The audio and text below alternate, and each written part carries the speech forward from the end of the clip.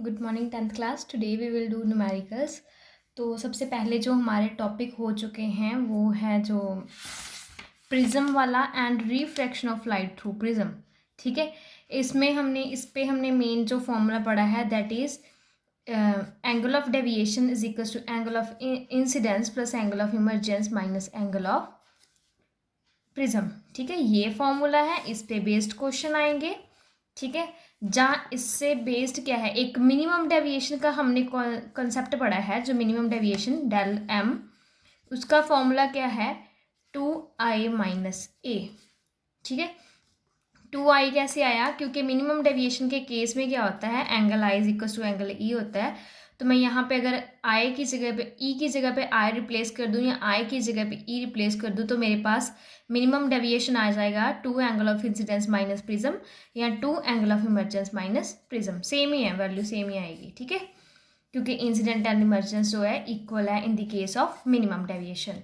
And फिर एक और है formula that is refractive index of medium. ठीक है, रिफ्रैक्टिव इंडेक्स को मिनिमम डेविएशन और प्रिज्म की हेल्प से हमने एक्सप्लेन करना हो तो रिफ्रैक्टिव इंडेक्स होता है sine of angle of minimum deviation plus angle of prism divide by 2 over sine of angle of prism divide by 2। ये मिनिमम डेविएशन का फॉर्मूला है। ठीक है, तो सबसे पहले जो न्यूमेरिकल करेंगे that are based on either on this formula और दिस फॉर्मूला या ये फॉर्मूला, इन तीनों पे बेस्ड है। ठीक है, बस। तो फर्स्ट न्यूमेरिकल है जो हम करते हैं, तो वो फर्स्ट न्यूमेरिकल है a ray of light incident at the angle of incidence 45 degree. Angle of incidence मतलब आई की वैल्यू कितनी दी है 45 degree on a prism of angle of prism is 60 degree. ठीक है, ये सही कर लेना, यहाँ पे रिफ्रैक्टिव एंगल नहीं आना, यहाँ पे आना है एंगल ऑफ प्रिज्म कितना है 60 डिग्री। सफर्स मिनिमम डेविएशन, तो मिनिमम डेविएशन आ रहा है उसमें। Calculate the angle of minimum deviation, minimum deviation angle find करना है। तो वैसे तो डेविएशन का फॉर्मूला ये होता है angle of incidence plus emergence minus prism, लेकिन मिनिमम डेविएशन के केस में क्या होता है angle of incidence equal to angle of emergence. तो यहाँ पे अगर मैं इसको ई की जगह पे आई पुट करूँगी तो क्या आ गया, minimum deviation is equal to twice of angle of incidence minus prism. ठीक है, अब एंगल ऑफ इंसिडेंस 45 दिया गया है, एंगल ऑफ प्रिज्म कितना दिया है 60। बस सीधी वैल्यूज पुट करनी है, यहाँ पे 45 यहाँ पे 60, सॉल्व करके सीधा ही उसका वैल्यू निकाल लेनी है एंगल ऑफ मिनिमम डेविएशन की फर्स्ट में। Second is the glass prism with a small prism with a small angle deviate a ray through 6 degree. Small angle deviate का मतलब क्या हो गया, एंड डेविएट अगर कर रहा है 6 डिग्री से तो इसका मतलब एंगल ऑफ डेविएशन कितना है 6 डिग्री है। ठीक है, स्मॉल एंगल है तो इसका मतलब है कि मिनिमम डेविएशन का केस है, उसने स्मॉल लिखा है तो ठीक है, मिनिमम डेविएशन का केस है और जो डेविएशन है वो मिनिमम की वैल्यू कितनी है 6 degree. Find the angle of prism, A की वैल्यू हमने निकालनी है एंगल ऑफ प्रिज्म की। The refractive index of glass prism is 1.5। Refractive index क्या है 1.5। अब देखो रिफ्रैक्टिव इंडेक्स का फॉर्मूला अगर मिनिमम डेविएशन में लिखना हो तो वो आता है sine of A plus del m over 2 divide of sine of A over 2, ये फॉर्मूला होता है। ठीक है, अब देखो जब भी एंगल बहुत स्मॉल होता है ना, उस एंगल का साइन लेंगे ना, sine of any angle is approximately equal to angle. देखो साइन ऑफ, अगर मैं वैल्यू देखो ना साइन ऑफ 0.01, ठीक है, तो इसकी वैल्यू अप्रॉक्सीमेटली 0.01 ही आती है अप्रॉक्सीमेटली। ठीक है, जब एंगल बहुत स्मॉल होता है ना, ये स्मॉल, अगर ये 10 ले लूँगी फिर नहीं 10 आएगी क्योंकि वो एंगल बिगर है। अगर मैं स्मॉल एंगल ले रही है ना, बहुत ही स्मॉल एंगल है, तो उसका साइन लूँगी तो अप्रॉक्सीमेटली उसकी वैल्यू का ही आएगा। ठीक है, तो sine of theta is approximately theta. ठीक है, यहाँ पे ये एंगल बहुत स्मॉल है, ठीक है, और ये भी बहुत स्मॉल है, तो sine of A plus minimum deviation upon 2 को मैं क्या अप्रॉक्सीमेटली लिख दूंगी, angle of prism plus minimum deviation upon 2। इसको मैं सीधा ही साइन को रिमूव कर दूंगी। देखो इसमें भी साइन को रिमूव किया ना, क्यों किया, क्योंकि एंगल जब स्मॉल होता है तो उसमें साइन को रिमूव कर सकती हूँ। तो इसकी वैल्यू सीधी क्या आ गई, ये वाली। ठीक है, अब इसको फर्दर सॉल्व करोगे, 2 से 2 cancel, A plus del m over A, तो यहाँ पे क्या आ गया, mu refractive index is equal to A plus del m over A, ये आ गई। अब क्रॉस मल्टीप्लिकेशन करोगे जैसे ही, तो आ गया mu A is equals to A plus del M. ठीक है, ए को इस साइड पे लेके जाओगे, ठीक है, तो क्या आ गया, जब ए को इस साइड पे लेके जाओगे तो क्या आ गया, mu A minus A is equals to del M. अब इसमें से क्या करना है, ए को निकाल लिया कॉमन, तो क्या आ गया, ए कॉमन निकाल लिया, mu minus one is equals to del m. तो यहाँ पे भी वही लिया ना, del is equals to a, इसमें से यही टर्म से बस यही आगे निकालना है। ठीक है, इसमें से ए कॉमन निकाल दो, तो डेल एम जो आ गया वो क्या आ गया, ए म्यू माइनस वन। अभी हमें क्या है, मिनिमम डेविएशन की उसने वैल्यू हमें क्या बताई है, 6 डिग्री, तो मैंने एज इट इज़ पुट कर दिया।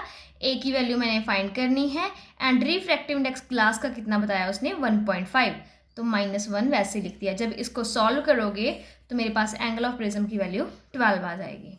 ठीक है, नेक्स्ट जो न्यूमेरिकल है उसमें क्या बोला है उसने, a ray of light is incident at angle of 60 degree. एक 60 डिग्री के एंगल पे एंगल आए कितना है, 60 degree, on one face of the prism which has a angle 30 degree. अब उसने कहा है कि प्रिज्म का एंगल कितना है, 30 डिग्री, तो ए एंगल ऑफ प्रिज्म कितना है, 30 डिग्री।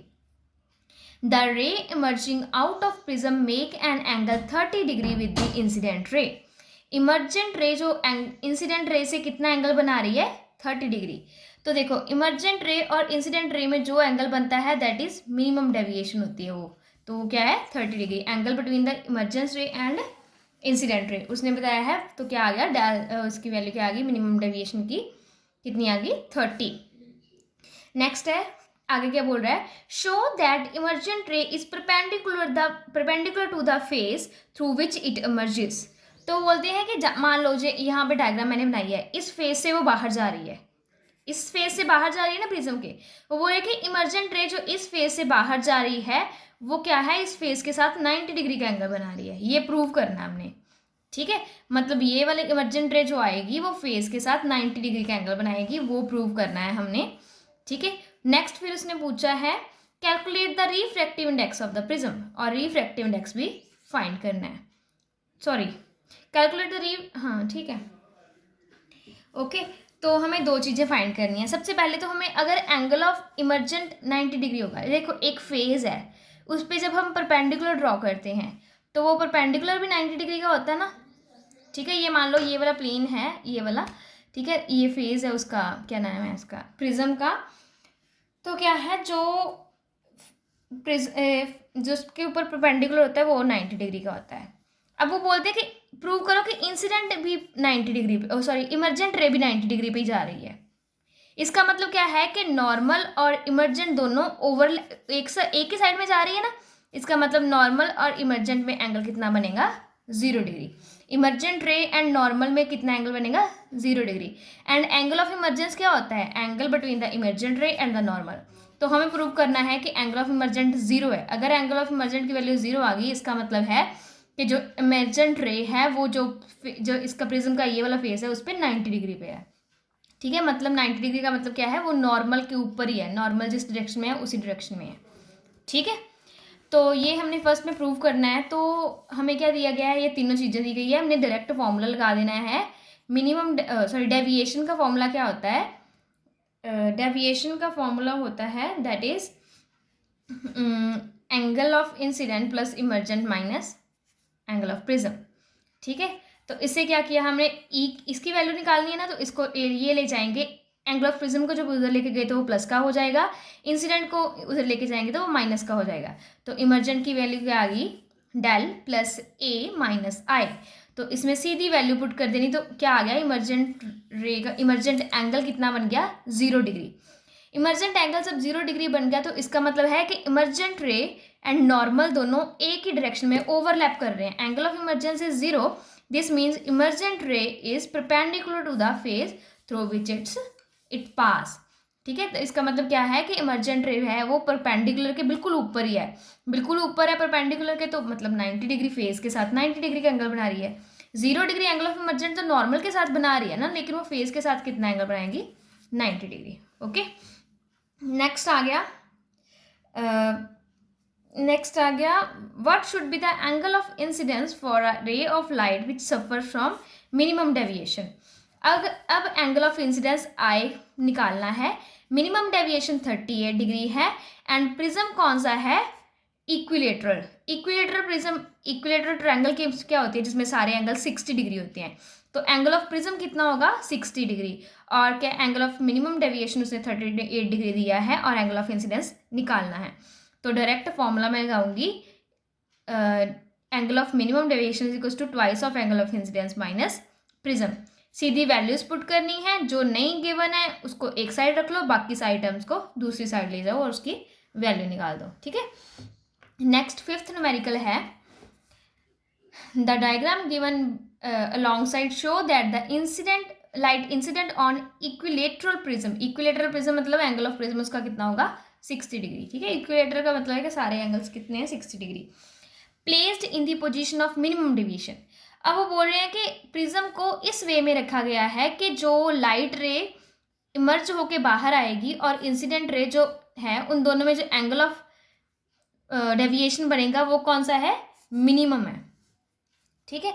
तो अब हमने क्या है, इसकी डायग्राम प्लॉट करनी है, ठीक है। Copy the diagram and complete it to show the path of the refract ray and the emergent ray. एक बात बच्चे हमेशा याद रखनी है, एक प्रिज्म है उसमें एंगल जो लाइट है वो इंसिडेंट की है, अगर वो कंडीशन उसमें मिनिमम डेविएशन की आ रही है ना, अगर उसमें तो उसमें जो प्रिज्म के बीच में से जो रे निकलती है ना, वो रे और उसका ये वाला प्लेन, ये दोनों एक दूसरे के बिल्कुल पैरेलल होते हैं। जब ये दोनों पैरेलल होते हैं तो वो स्पेशल केस आता है मिनिमम डेविएशन का, ठीक है। बाहर जाएगी तो ऐसे मूव कर जाएगी, ठीक है। फिर आपने यहाँ पे एक परपेंडिकुलर प्लॉट किया, ये क्या आ गया एंगल ऑफ इंसिडेंस, यहाँ पे परपेंडिकुलर प्लॉट किया, यहाँ पे आ गया एंगल ऑफ इमर्जेंट, और इंसिडेंट रे और इमर्जेंट रे को एक्स्ट्रा प्लॉट किया तो ये आ गया एंगल ऑफ मिनिमम डेविएशन, क्योंकि ये रे और ये पैरेलल आएंगे, ठीक है, in the case of minimum deviation. Okay, next बोल रहे हैं पार्ट 2 में उन्होंने पूछा है next further, how are angle of incidence and angle of emergence related to each other in the position of the prism। इसमें अगर एस मिनिमम डेविएशन का केस है तो उसमें angle of incidence and angle of emergence में क्या relation आएगा, minimum deviation के केस में angle of incidence and angle of emergence हमेशा इक्वल आते हैं in the case of minimum deviation, और जो अंदर R1 R2 बन रहे हैं ना वो भी इक्वल आते होते हैं, ठीक है। अगर कोई पूछ ले तो वैसे तो न्यूमेरिकल में यही पूछा कि इंसिडेंट एंड इमर्जेंट में क्या रिलेशन बन रहा है, अगर मिनिमम डेविएशन है तो इक्वल है। वैसे ये अंदर वाले भी इक्वल होते हैं जब मिनिमम डेविएशन का केस होता है, और ये जो रे होती है वो इस प्लेन के पैरेलल होती है। मतलब 3 कंडीशंस इसमें याद रखने वाली है। मिनिमम डेविएशन के केस में एक ये होता है, एक ये, और ये जो अंदर से जो रे जा रही है प्रिज्म के वो नीचे वाले सरफेस के पैरेलल आएगी, ठीक है। These were your numericals. आगे फर्दर जो न्यूमेरिकल है उसमें हम करेंगे real depth and apparent depth based पे, ये मैंने करवा दिया हुआ है ऑलरेडी। बस इसमें इतना याद रखने की मेन चीज़ ये याद रखने वाली है कि जो रिफ्रैक्टिव इंडेक्स होता है, हमने डेरिवेशन की है, refractive index of any medium, ठीक है, वो क्या होता है, real depth over apparent depth, ठीक है। अब रियल डेप्थ क्या है एंड एपरेंट डेप्थ क्या है, कोई भी बॉडी देखो, मान लो यहाँ पे एक चीज़ पड़ी हुई है, ठीक है, तो ये यहाँ से लेके यहाँ तक कितनी गहरी है, तो ये क्या है, उसकी रियल डेप्थ है, ठीक है। लेकिन अगर हम यहाँ से नोटिस करेंगे ना तो वो हमें यहाँ पे कहीं पे दिखाई देगी। क्यों दिखाई देगी, क्योंकि लाइट जो है रिफ्रैक्ट करती है, ठीक है। एक्चुअल में वो इतनी डेप्थ है, लेकिन हम यहाँ से देखेंगे तो हमें कुछ यहाँ पे इस पोजीशन में दिखाई देगी, तो ये जो उसकी डेप्थ आएगी जो हमारी आंखों को नज़र आ रही है, that is apparent depth. Actual में वो यहाँ पे है लेकिन अपीयर यहाँ पे हो रही है। एक्चुअल डेप्थ को हम रियल डेप्थ बोलेंगे, यहाँ पे अपीयर शो हो रही है उसको हम एपरेंट डेप्थ बोलेंगे, ठीक है। तो रिफ्रैक्टिव इंडेक्स का ये फॉर्मूला है। फर्स्ट न्यूमेरिकल करते हैं हम, that is on the page number 117 page पे है। The apparent depth of a quantity of a liquid in a vessel is 15 centimetre, ठीक है। एपरेंट डेप्थ कितनी है, 15 centimetre, when it's real depth is 20 centimetre. असल में 20 सेंटीमीटर पे है, जब हमारी आंखें ऑब्जर्व कर रही है तो हमें वो 15 सेंटीमीटर गहरी दिख रही है, ठीक है। तो रिफ्रैक्टिव इंडेक्स क्या होगा, रिफ्रैक्टिव इंडेक्स क्या होगा, real depth over apparent depth, ठीक है, 20/15, सीधा ही रिफ्रैक्टिव इंडेक्स का फॉर्मूला है। नेक्स्ट आ गया, a small coin is fixed on the top of the table is viewed above the distance of 50 centimetre. एक टेबल है, उसके ऊपर कॉइन पड़ा है, आप यहाँ से कहीं से उसको ऑब्जर्व कर रहे हो, 15 सेंटीमीटर ऊपर आपकी आंख है उसके बिल्कुल, ठीक है, और आप उसको ऑब्जर्व कर रहे हो। By what distance the coin appears to be raised, if it is, कितना अपीयर होगा, रेज हुआ अपनी पोजीशन से, if it is viewed from the same point through a 15 centimetre thick glass slab held parallel to the table. मान लो यहाँ पे table के बिल्कुल पैरेलल में मैंने इसके ऊपर स्लैब रख दिया है, यहीं से मैं पहले ऑब्जर्व कर रही थी, यहीं पे मैं अब ऑब्जर्व कर रही हूँ, लेकिन क्या है कि जहाँ पे सिक्के की एक्चुअल पोजीशन है मुझे उससे थोड़ा सा ऊपर दिखाई देगा due to refraction of light. वो पूछ रहे हैं कि मान लो यहाँ पे कहीं पे, ये मैं थोड़ी सी स्लैब बड़ी बना देती हूँ, यहाँ पे वो एक्चुअल है लेकिन मुझे यहाँ पे दिखाई दे रहा है due to refraction of light, तो उसमें एक्चुअल पोजीशन से वो कितना शिफ्टेड दिखाई देगा आपको, ठीक है, ये फाइंड करना है हमने। तो बोल रहे हैं कि refractive index of prism, glass prism is mu की वैल्यू दी है 1.5 और इसकी स्लैब की थिकनेस उन्होंने दी हुई है, देखो the same point through 15 centimetre thick glass slab, तो ये थिकनेस कितनी है, 15 सेंटीमीटर। अब देखो यहाँ से यहाँ तक कितनी डेप्थ पे पड़ा है सिक्का, रियल डेप्थ कितनी है, जितनी डेप्थ उसकी है ना स्लैब की है, वही वहाँ से यहाँ से काउंट करनी होती है, स्टार्ट करनी होती है रियल डेप्थ, ठीक है, जिस मीडियम में पड़ी होती है ना उसके सरफेस से स्टार्ट करनी है रियल डेप्थ। तो यहाँ पे वो कितनी गहराई पे एक्चुअल में सिक्का पड़ा है, 15 सेंटीमीटर, तो हमारी रियल डेप्थ कितनी आ गई, 15 सेंटीमीटर। अब देखो पहले तो मैं फाइंड करूँगी कि रियल डेप्थ मुझे दिया हुआ है और रिफ्रैक्टिव इंडेक्स दिया हुआ है, पहले तो मैं एप्रन डेप्थ कितनी है कि वो कितनी पे दिखाई दे रहा है ये फाइंड करूँगी। एप्रन डेप्थ फाइंड करने के बाद उन्होंने वो बोल रहे हैं कि कितना ऊंचा दिखाई दे रहा है, मतलब ये वैल्यू निकालनी है। टोटल में से, रियल में से मैं एप्रन को माइनस करूँगी तभी मुझे पता चलेगा ना वो कितना शिफ्टेड है, ठीक है। तो फिर सबसे पहले मैं क्या है एप्रन डेप्थ निकालूंगी, उसको निकाल के फिर मैं रियल डेप्थ से उसको माइनस कर दूंगी, ठीक है। तो देखो म्यू क्या आता है, real depth over apparent depth, ठीक है। एप्रन मैंने फाइंड करनी है पहले, तो वो क्या आ गया, real depth over mu. Real depth कितनी है, 15 सेंटीमीटर, ठीक है, 15 सेंटीमीटर डिवाइड बाई म्यू की वैल्यू क्या है 1.5, तो ये वाला जो कितना एप्रन डेप्थ कितनी आ गई 10 सेंटीमीटर। अब मैंने शिफ्ट निकालनी है कि वो अपनी जगह से कितना शिफ्टेड है, तो कितना आएगा 15 माइनस 10, कितना आएगा शिफ्टेड 5 सेंटीमीटर, ठीक है। और उसमें उसने कहा है कि does the answer depends upon the location of slab. मान लो मैं लोकेशन स्लैब को थोड़ा सा इधर खिसका देती हूँ या इधर खिसका देती हूँ, इससे क्या उसकी कैलकुलेशन में फ़र्क पड़ेगा, आंसर है नहीं। स्लैब को अगर यहाँ पे रखा है, मान लो मैं इसको शिफ्ट करके थोड़ा सा इधर कर देती हूँ, ठीक है, तो भी इसकी कैलकुलेशन पे कोई फ़र्क नहीं पड़ेगा। शिफ्टिंग अगर मैं स्लैब की कर रही हूँ, उसको लोकेशन से इधर उधर हिला रही हूँ, तो कैलकुलेशंस में कोई डिफरेंस नहीं आएगा। नेक्स्ट जो न्यूमेरिकल है, a tank is filled with the water of height 12 point, ये एक टैंक ले लिया, उसमें पानी है और पानी की हाइट कितनी है 12.5 centimetre. The apron depth of needle laying in the bottom of the tank is measured by the microscope is 9.5 centimetre. मान लो नीडल यहाँ पे पड़ी है, लेकिन हमें कहाँ पे, कुछ यहाँ पे दिखाई दे रही है due to refraction of light, ठीक है। तो उसने बोला है कि जब हमने माइक्रोस्कोप से ऑब्जर्व किया ना, तो उसकी एप्रन डेप्थ कितनी, ये वाली, ये तो टोटल तो रियल डेप्थ है ना, रियल डेप्थ की वैल्यू कितनी है, सरफेस से कितनी नीचे है 12.5 सेंटीमीटर, लेकिन माइक्रोस्कोप से ऑब्जर्व किया तो उसकी एप्रन डेप्थ कितनी दिखाई दी 9.4 सेंटीमीटर, ठीक है, सरफेस से इतना नीचे दिखाई दी। What is the refractive index of water, refractive index तो सीधा ही है real depth over apparent depth, 12.5 centimetre over 9.4 centimetre, सीधा डिवाइड किया तो मेरे पास रिफ्रैक्टिव इंडेक्स की वैल्यू आ गई। ये तो फाइंड कर लिया मैंने, ठीक है। If water is replaced with the liquid of refractive index 1.63, अब क्या है कि यहाँ पे वाटर को सारे को निकाल दिया और मैंने इतने जगह पे वाटर की जगह पे कोई और फ्लूइड जो है वो ऐड कर दिया, कोई और लिक्विड ऐड कर दिया, और उसका रिफ्रैक्टिव इंडेक्स जो है 1.6 है, मतलब वो वाटर से ज़्यादा डेंसर है, ठीक है, मैंने वो इसको में भर दिया है। अब क्या होगा कि रियल डेप्थ नीडल तो वहीं पे है, लेकिन जैसे मैंने मीडियम को चेंज किया ना, यहाँ पे उसका मीडियम का रिफ्रैक्टिव इंडेक्स चेंज कर दिया, तो उसकी एपरेंट डेप्थ थोड़ी सी चेंज हो जाएगी। ठीक है, मे बी हमें नीडल यहाँ पे दिखाई देने लगे, क्योंकि जो मीडियम की जो होती है हमारे पास, जो एपरेंट डेप्थ होती है वो डिपेंड करती है कि रिफ्रैक्टिव इंडेक्स ऑफ मीडियम कैसा है। ठीक है, तो हम जब वाटर ले रहे थे तो हमें यहाँ पे दिखाई दे रही थी, मैंने लिक्विड चेंज कर दिया तो मे बी यहाँ पे दिखाई देने लग जाए, मे बी थोड़ा सा नीचे दिखाई देने लग जाए। ठीक है, हमें नहीं पता, तो हमें वो जो नई वैल्यू आनी है एपरेंट डेप्थ की वो फाइंड करनी है।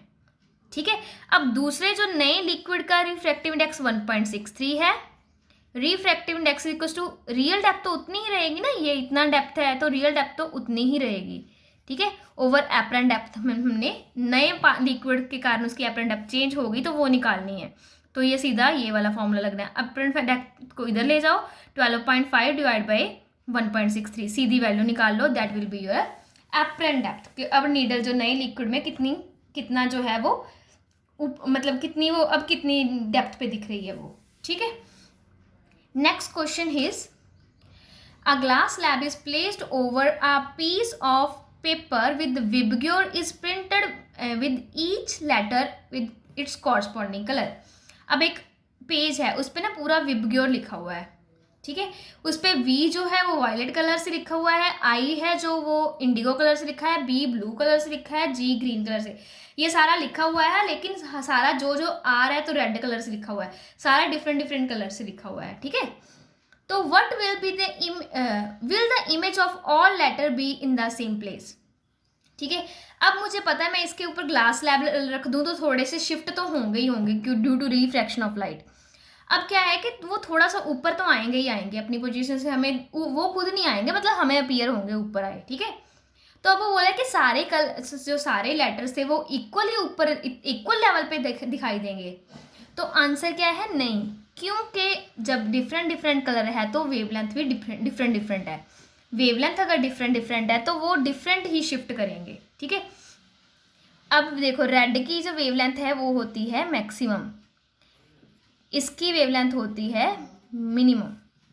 ठीक है, अगर हम बात करें शिफ्ट की तो शिफ्ट जो है कितना वो ऊपर दिखाई देगा। ठीक है, वो कलर पे डिपेंड करता है, वेवलेंथ पे डिपेंड करता है। कैसे डिपेंड करता है कि जितनी ज़्यादा वेवलेंथ होगी ना, देखो इमेज ऑफ फर्स्ट का पॉइंट उसने बोला है कि इमेज सारे लेटर्स की सेम नहीं दिखाई देगी। क्यों नहीं दिखाई देगी, रीज़न इज बिकॉज जो है सभी का है कलर डिफरेंट है, तो दोनों सभी की क्या है वेवलेंथ भी डिफरेंट आएगी। ठीक है, नाउ अब कौन सा सबसे ऊपर दिखाई देगा, सबसे ऊपर रेज्ड कैसे होगा, जिसकी जो वेवलेंथ कम होती है उसमें शिफ्ट ज़्यादा होती है। वेवलेंथ कम है तो शिफ्ट ज़्यादा, वेवलेंथ ज़्यादा है तो शिफ्ट कम आएगी। ठीक है, अब सबसे ज़्यादा वेवलेंथ ज़्यादा किसकी है, रेड कलर की। ठीक है, तो उसमें शिफ्ट क्या आएगी, सबसे लेस आएगी। सबसे मिनिमम वेवलेंथ किसकी है, वायलेट की मिनिमम, तो उसमें शिफ्ट जो है वो सबसे ज़्यादा आएगी। ठीक है, अगर पूछेंगे कि शिफ्ट कौन से कलर में ज़्यादा आएगी तो क्या बोलेंगे, वायलेट कलर में शिफ्ट सबसे ज़्यादा आएगी क्योंकि इसकी वेवलेंथ सबसे कम है। ठीक है, और सबसे कम शिफ्ट किस में आएगी, मिनिमम शिफ्ट किस में आएगी, मिनिमम शिफ्ट आएगी रेड कलर में, बिकॉज रेड कलर की वेवलेंथ सबसे ज़्यादा है। Relation between the shift and wavelength क्या है, इनवर्स रिलेशन है। ठीक है, इसके कारण दोनों की ये है, मिनिमम में मिनिमम लैम्डा है तो मैक्सिमम शिफ्ट आएगी, मैक्सिमम लैम्डा है तो मिनिमम शिफ्ट आएगी।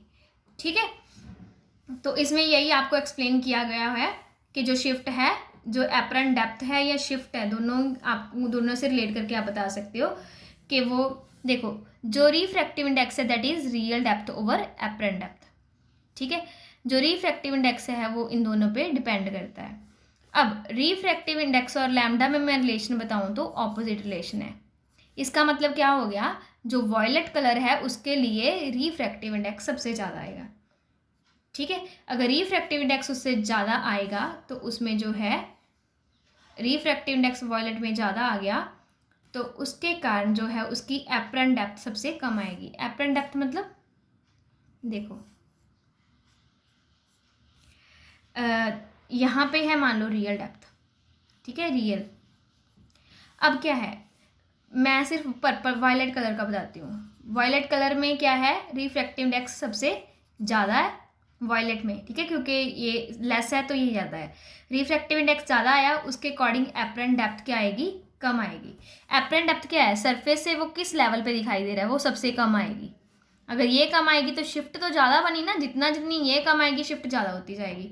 तो इसमें क्या है कि जो पर्पल है उसमें जो शिफ्ट है वो सबसे ज़्यादा आएगी। नेक्स्ट इज कि अ coin kept at the bottom of glass slab, glass slab के नीचे रखा गया है, जिस ग्लास स्लैब का क्या है, रिफ्रैक्टिव इंडेक्स 3/2 है। When viewed from the air in the vertical direction appear to be raise by 1.0 mm।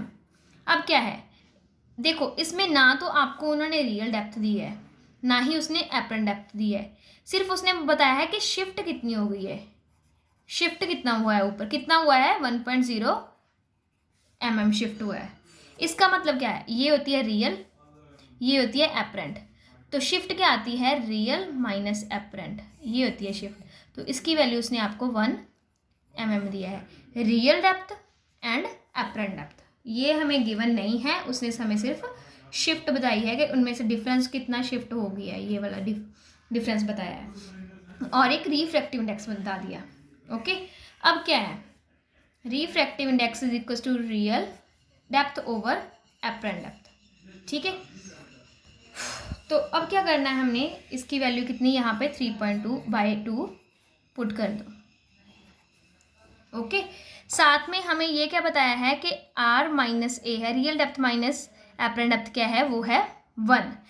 अगर देखो मैं r की, हमें फाइंड क्या करना है, रियल डेप्थ फाइंड करनी है ना, तो मैं a को इस साइड पे ले जाऊं, ठीक है, तो एपरेंट डेप्थ की वैल्यू a को इस साइड ले गई, ठीक है, प्लस का आ गया, तो ये r is equal to r-1, इसी को इधर उधर लेके गए हैं, ठीक है, 1 को इधर ले जाओ, a को उधर ले जाओ, तो ये आ गया एपरेंट डेप्थ की वैल्यू।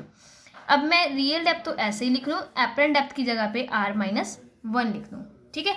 अब इनको क्रॉस मल्टीप्लाई करोगे जब, तो आ गया 3r-1 is equal to 2r, 3r-3 is equal to 2r। जब इसको इधर लेके जाओगे 3r-2r, 3r-2r, -3 को उधर लेके जाएंगे तो वो प्लस का 3 हो गया। तो r की वैल्यू क्या आ गई, 3 mm। रियल डेप्थ कितनी आ गई, 3 mm।